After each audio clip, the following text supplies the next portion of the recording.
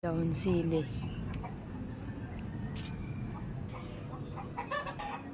Ito yung ating halo. Tanglad kay sus na upo. Ito yung ginagamit ni na oregano. Kay ganda. Guys, namumulaklak pa lang aloe vera. Ayun o. Haba ah. Ayun o. Ay, namumulaklak pala to.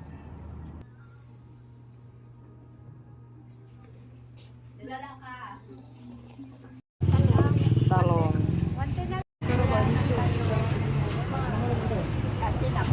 Hello.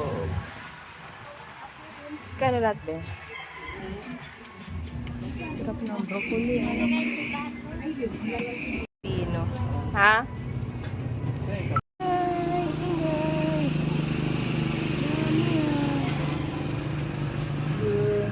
Hello. Hello. Nyog. Yan.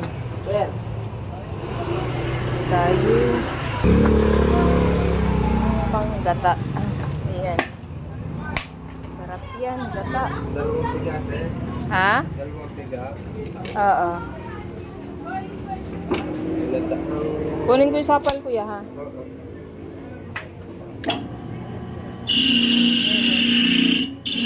Pero sanay na ito sila eh. Sanay na.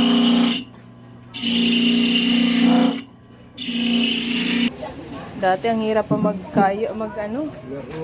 Yung manual? Oo, may pinalaman kung tigat ang kuryente na hindi na makakagin. Oo. Matik.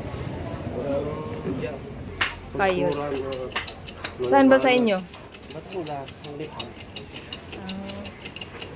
Ano ba sa inyo ate? Anong probinsya niyo? Kami namang salitang halos nagkakapare-pareho. Galing. Yung Batangginyo, natutulad yung sa iba. Ang hindi lang namin makaya yung sa bawang Pride. Ano yung isa? kamyas na po yun. Kilala ba sa inyo ang kamyas? Bili tayo ng tuyo. Panghalo natin. Tuyo nga, te. Itong ano. Mahalaga ang gulay talaga para sa ating kalusugan. Gulay is life. Yan, okra. Sama ni Sidja. Karabansus. Pino. Kalabasa. Sita, talong. Diba? Bahay kubo. Tanglad guys. Sus, naupo na lang yung taon mong tanglad guys. Pirmi kuhaan, og dahon.